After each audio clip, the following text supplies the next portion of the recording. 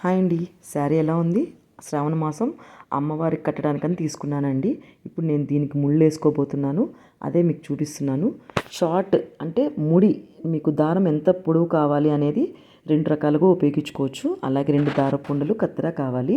అలాగే మనం ఎన్ని ముళ్ళు కావాలి అనేది నేను ఎలా కౌంట్ చేస్తాను అంటే, శారీని ఫోల్డ్ చేస్తూ ఉంటే అటు ఇటు కార్నర్స్ వస్తాయి కదా, ఎన్ని కార్నర్స్ వస్తే అన్ని ముళ్ళు తీసుకుంటాను అనమాట. నాకు మొత్తం 19 కార్నర్స్ వచ్చినాయి.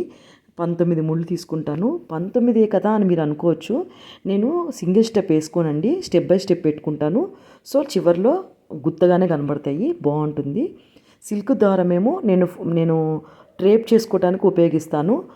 నేను మొత్తం 60 చుట్లు చుట్టుకుంటానండి. అలాగే గట్టి దారంతోనేమో సూది గుచ్చుకొని దాంతోనే ముడేసుకొని అక్కడే కట్ చేసేసుకొని అదే సూది ఉన్న దారంని ఒకేసారి చీరకు ముళ్ళేసేసుకుంటానండి. ఈజీ ప్రాసెస్ అనమాట. నేను ఈ ప్రాసెస్ని ఫాలో అవుతాను, మీకు చూపిస్తున్నాను. నాకు చాలా ఈజీగా అనిపిస్తుంది ఈ ప్రాసెస్.